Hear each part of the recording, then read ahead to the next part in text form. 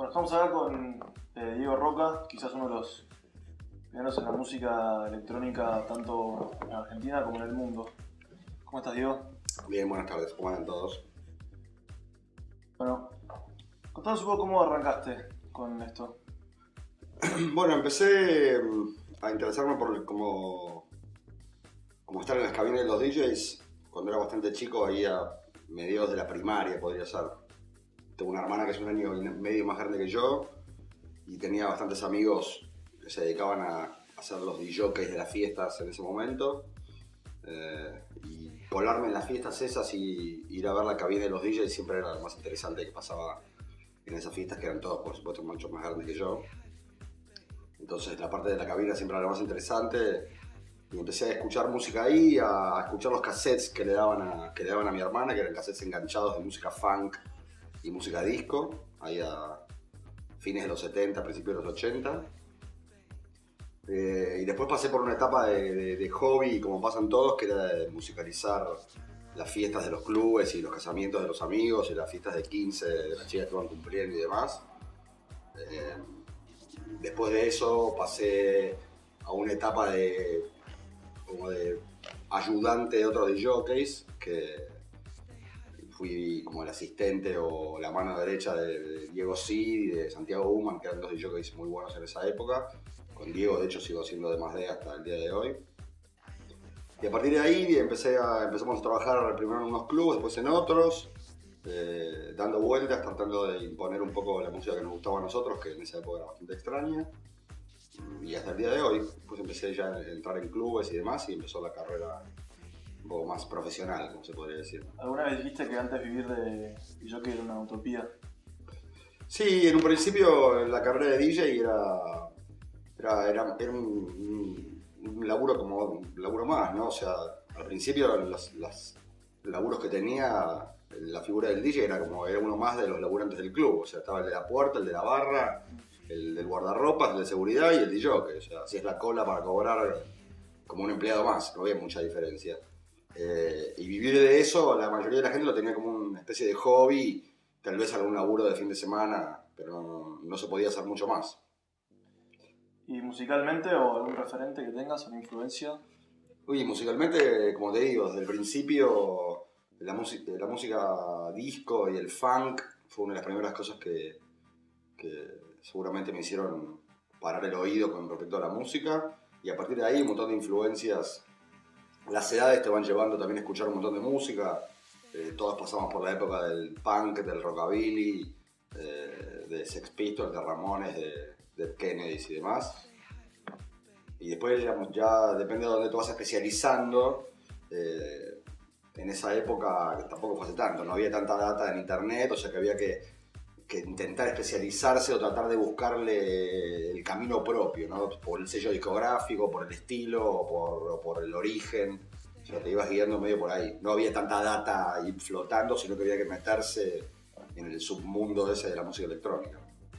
Bueno, en estos casi 30 años, ¿no? ¿Estás en escena? Y el primer club fue en el 84. Bueno, 28 años estás en escena, habrás vivido la evolución de la electrónica hasta lo que es hoy, que quizás está muy masificado y bueno, como todos lo vemos en distintos medios. ¿Cómo ese traspaso? Vos tocabas con vinilos, ¿no es cierto? En el principio, ahora también, pero en principio tocábamos nada más con vinilo, ahora donde se pueda llevamos los vinilos. El tema de los vinilos es que con la evolución de los formatos, la comodidad de los clubes y el ahorro de un poco de plata ha llevado a los clubes argentinos a que pocos tengan bandejas en condiciones como para laburar. Entonces la mayoría de los DJs ahora van con computadora y si no con los CDs. O sea que el vinilo quedó casi como la tercera opción para musicalizar ahora. Los que los tienen, los que lo saben dominar, los podemos llevar a veces, pero como digo, a veces no depende mucho del DJ, sino de que el club tenga las bandejas en condiciones. ¿Hay mucho cambio de lo que es el vinilo al sonido MP3 en tema de calidad? 100%. O sea, pues, eso es una cosa que leí el otro día que es bastante interesante, que supuestamente en el 2012, que la música está tan evolucionada con los nuevos formatos y todo, estamos posiblemente asistiendo a la peor calidad de sonido existente, que es el MP3, que comparado con el sonido del vinilo no tiene ni para empezar, ¿no? Bueno, y todo este tema de la movida electrónica, pero un poco más hecha pop, ¿cierto? Estos agentes nuevos como David Guetta, Calvin Harris, DJs así muy populares que quizás se hicieron famosos con estos festivales enormes que hacen en todo el mundo, en Bélgica, en Estados Unidos, como acá también. ¿Cómo ves? ¿Cómo te lo tomas vos esa movida más? Sí, más que se hicieron famosos por los festivales, accedieron a los festivales y los festivales se hicieron haciendo más pop, más que nada por algunas movidas inteligentes de algunos artistas, o sea, inteligentes para ellos, ¿no? Como en el caso de David Guetta o de Calvin Harris, como nombraste vos. Son tipos que agarraron la música, lo más comercial de la música electrónica, que son los sonidos electro y los beats acelerados, y lo mezclaron y lo fusionaron con el pop americano, con las cantantes de rhythm and blues americano. O sea que esa fusión de música americana y sonido electrónico europeo llevó a que el género sea casi pop. Y algunos de jockeys como estos que vos nombraste son los que sacaron más ventaja. Y en los festivales electrónicos que antes eran de 30.000 o 40.000 personas, los más grandes ahora son de 100.000, justamente porque accedieron estos jockeys que hacen que un montón de público que antes tenía que ser de culto para escuchar música electrónica ahora no es necesario y escuchan David Guetta en cualquier aeropuerto o ascensor de hotel. ¿Vos lo ves como esta movida pop como que es una moda o que vino para quedarse?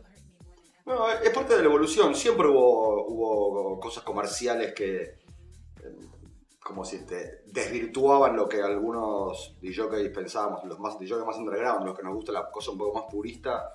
Siempre había algo que deformaba la escena, que era más popular. En este caso ahora están estos tipos y yo calculo que es un tema de evolución. Ya pronto saldrá otra fusión que la haga un poco más o menos popular. También tiene que ver con los géneros de la música electrónica que venían siendo populares hasta ese momento.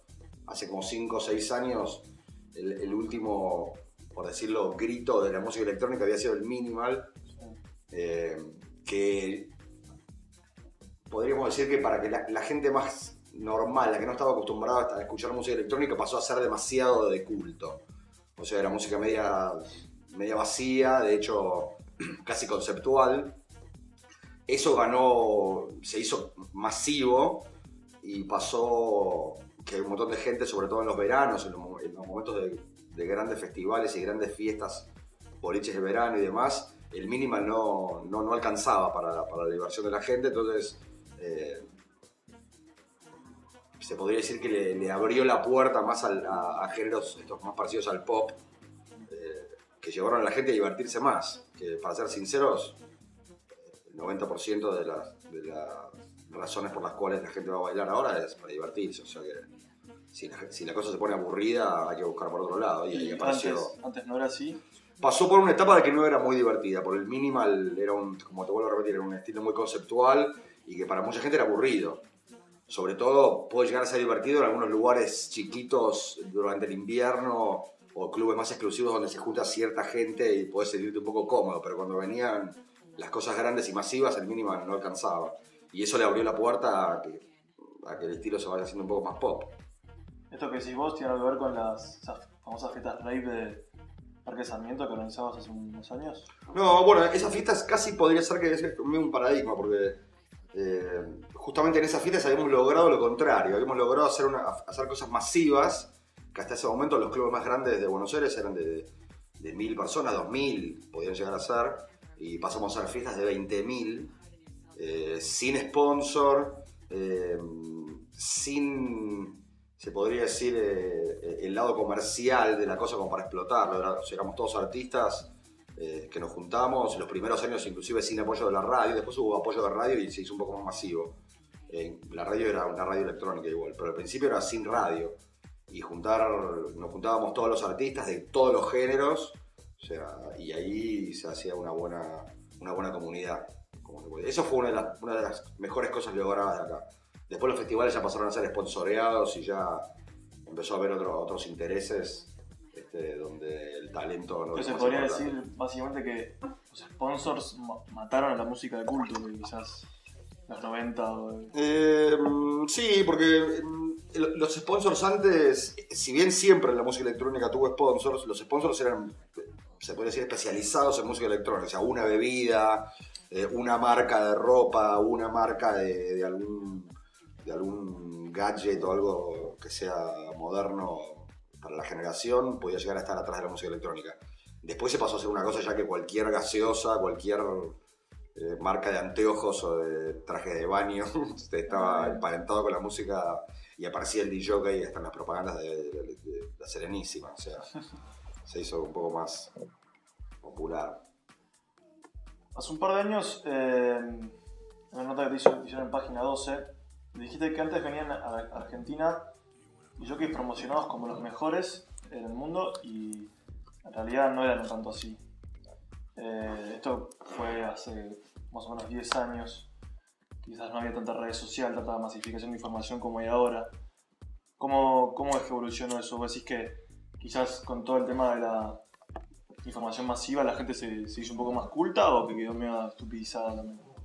Yo tengo mi opinión personal con respecto a eso. Me parece que el tema de la globalización, si bien tiene muchas cosas a favor para la gente, para las nuevas generaciones, en la parte musical y en la parte musical electrónica, me parece que se les fue un poco de las manos, demasiada información, ¿no? Me parece que es al revés de lo que dijiste vos. En vez de hacerlo a la gente un poco más culta y con más información, me parece que se les fue un poco de las manos y ya la intención es que sea divertido, no importa sea el estilo que sea, ¿no? Claro. Pasa más por un tema de Vender. Exacto. Bueno, y en vistas a Argentina con respecto al mundo, ¿cómo lo ves? Bueno, Argentina siempre fue un lugar bastante caliente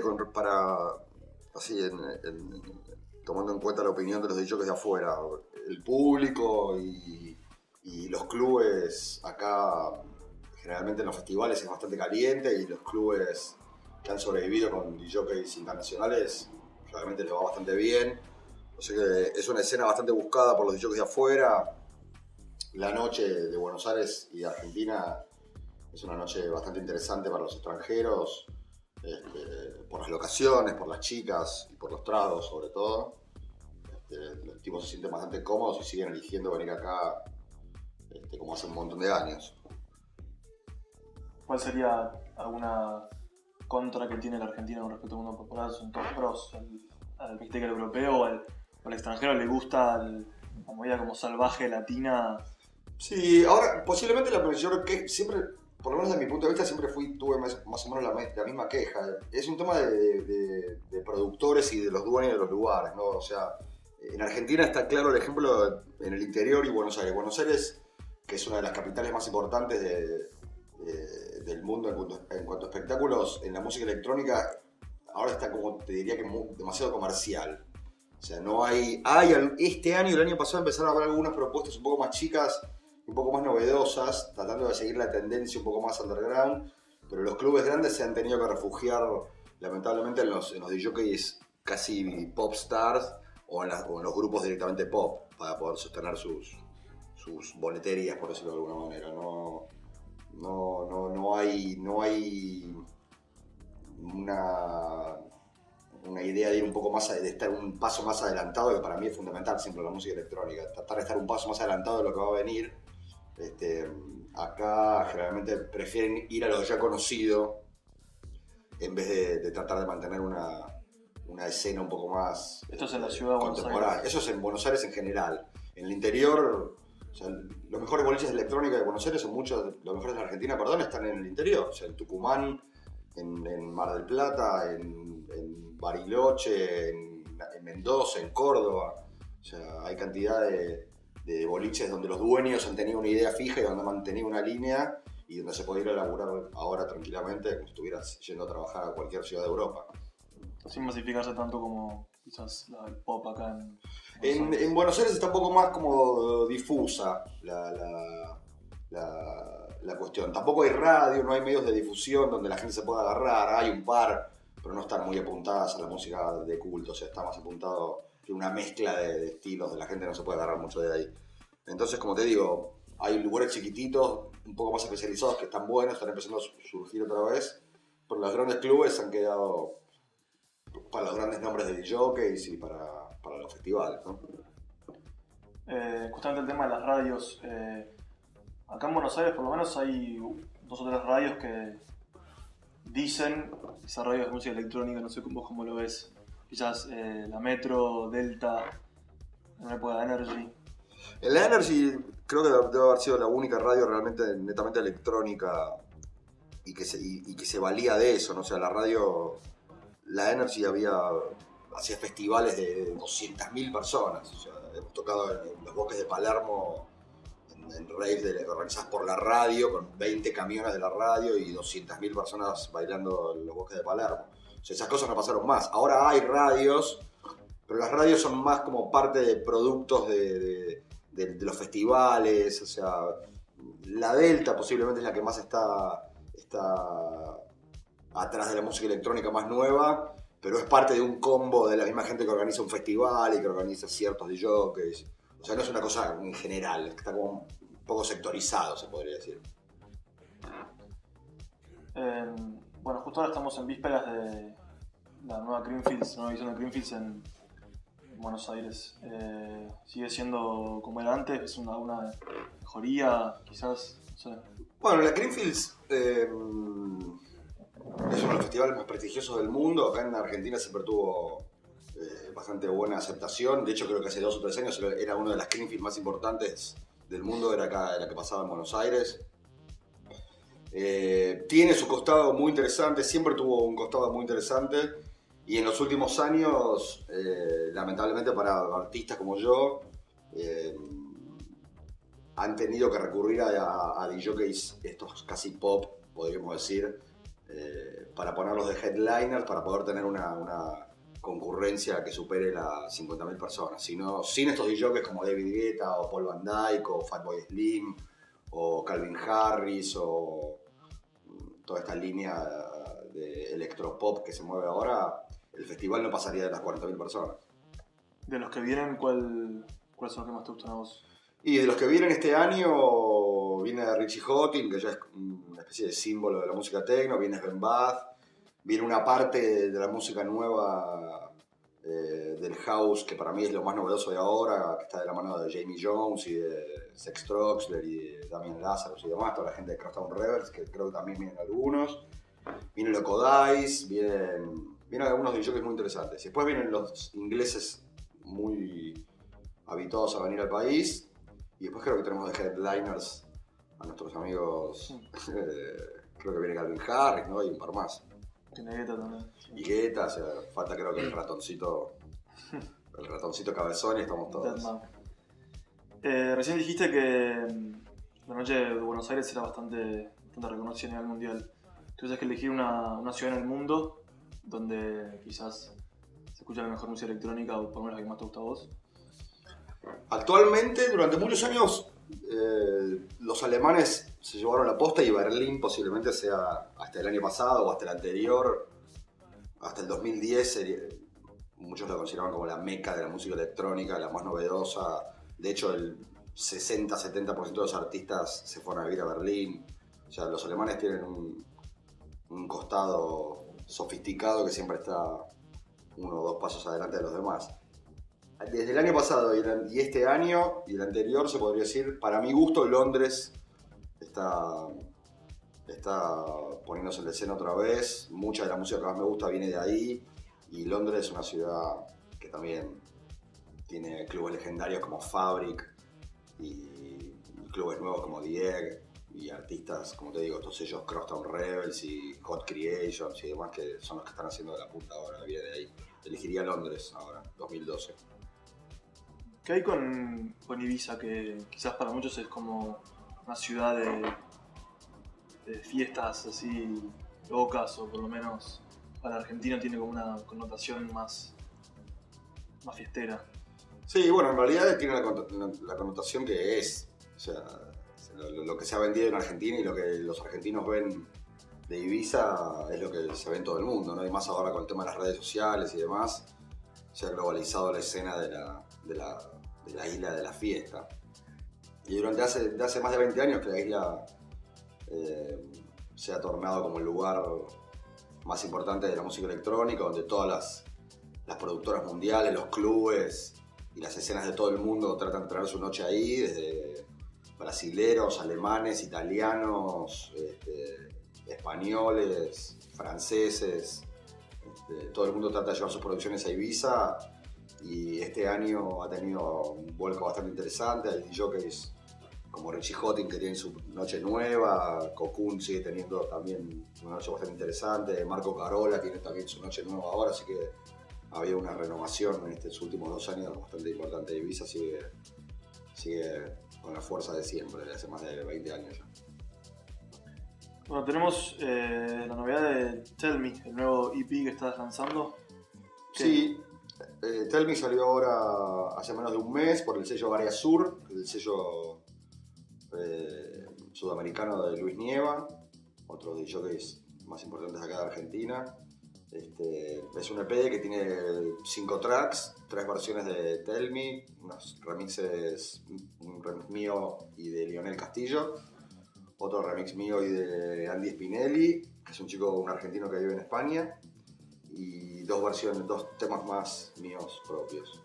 Eso salió ahora hace un mes y ya está en Beatport y en todos los lugares digitales que se pueda downloadear. De todos los discos que sacaste, ¿cuál es el más emblemático, en lo que más te describe a vos? Y uno de los que más se acuerdan posiblemente sea el Samba EP, que es un que saqué creo que en el 2002 o 2003, que tenía 3 tracks y estaba incluido el remix que hice Los Babasónicos de Los Calientes y que tiene las cruces en la tapa. Ese es uno de los que más reconocen. Bueno, con respecto a lo que es el rock, ¿cmo ves a las nuevas bandas o quizás a las bandas más tiradas al lado electrónico? Bueno, en la Argentina no hay mucha banda tirada al lado electrónico últimamente. Tengo contacto con algunas bandas modernas, podría decirse, no sé si son electrónicas, como son los Babasónicos o los Cachupecu Machu, los chicos de los Natas. Pero bandas electrónicas nacionales no veo ahora mucho en el horizonte que haya novedades al respecto. ¿Estás haciendo un nuevo proyecto con Daniel Melingo?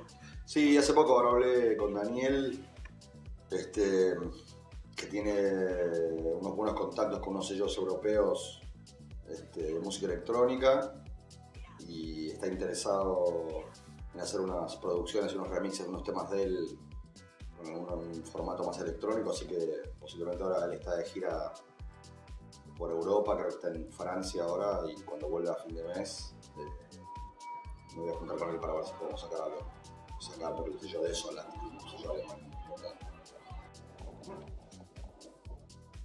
Bueno, acá tengo un montón de diarios, o recortes de diarios de la década del 2000, que es un poquito posterior, donde podemos ver acá una tapa de sección del diario Clarín, o sea, se ve que da bastante importancia en esa época a todo lo que era la movida nocturna y electrónica. Sí, eso cambió un poco bastante. No sé realmente cuál es el interés o el desinterés ahora de los suplementos jóvenes. En esa época el sí de Clarín, el no de Página 12 y el Vía Libre de La Nación, casi todos los fines de semana. Bueno, ahí vos tenés, yo tengo creo que 4 o 5 etapas del sí de Clarín y eso. Había como otro protagonismo de los DJs en la escena, y los clubes creo que también tenían otro protagonismo, y por eso creo que los suplementos se ocupaban casi semanalmente de lo que pasaba en los clubes en cuanto a los DJs nacionales y demás. Ahora se encuentra apenas una reseña o un calendario o algún recorte tal vez de alguna visita internacional, pero a la escena vernácula no le dan mucha bola ahora comparada con lo que pasaba antes. Sí, que ya es un tema todavía trillado, el tema de los DJs. Por ahí perdió un poco de gracia, sí, por ahí ven que no, que ya como que no tiene más gracia, o también por ahí no hay personajes como para sacar una tapa de los diarios, ¿no? Antes éramos unos cuantos que hacíamos el lío, ahora por ahí está un poco más diluido el tema y no da para tapa, chicos. ¿Qué va a hacer? Muy bien, bueno, en el año 2000, si no me equivoco, el diario Clarín te catalogó como el Maradona de los DJs. No sé cómo te cae este apodo a vos. No, bueno, eso es un nombre, un apodo que me puso el diario Clarín una vez en una fiesta de estas del Parque Sarmiento que hablábamos recién.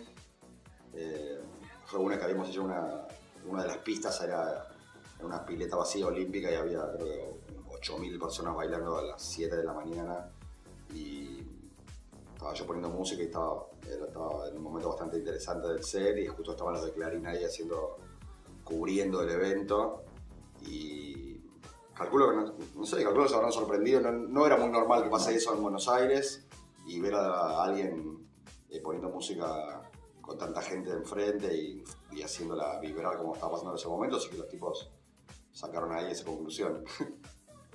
Bueno, si vos sos Maradona, ¿ves algún Messi en la escena? Sí, hay un montón de no sé si jockeys argentinos nuevos que se destaquen. Hay productores que les está yendo muy bien ahora, posiblemente sea la mejor época ahora de productores argentinos por el mundo mostrando su música, pero repito, son productores, no hay jockeys que estén dando vueltas por el mundo, que se destaquen por su habilidad como jockeys o por sus características como jockey. Bueno, muy bien. Bueno, Diego, muchas gracias. No, gracias a ustedes. Saludos.